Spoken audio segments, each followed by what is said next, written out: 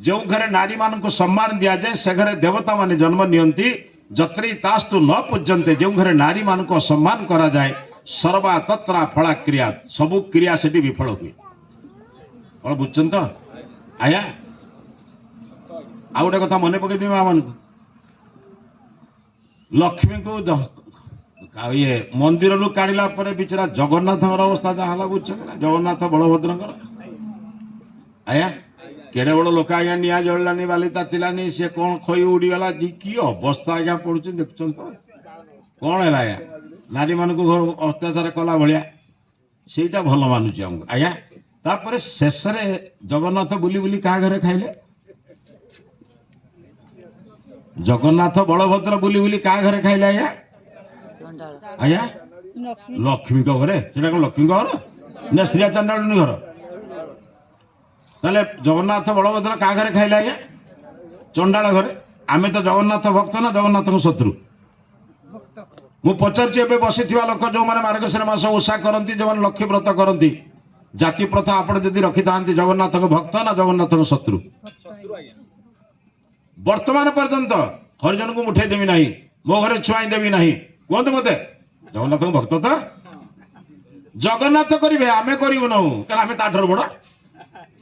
आखि कथा ये महात्मा गांधी मानु महात्मा गांधी रीति मानना बापा को मानु बापा के नियम मानना यही जो दले सृष्टि होती माने समाज रे धर्म नाम रे गोड़ाए अधर्म करुचंती अधर्म केवल नहीं कुसंस्कार गोटे कर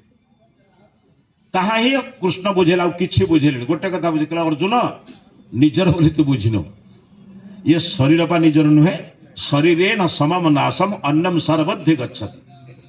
ये दुनिया जिते संबंध क्या सहित संबंध बा पारे शरीर सहित संबंध मो माँ बापा शरीर मु सृष्टि हला परे जिते सृष्टि होती मोर सब शरीरगत संबंध ना आत्मागत संबंध बुझीपार ना कि भल खटटे घर को आनी शरीर पाई ना आत्मा पाई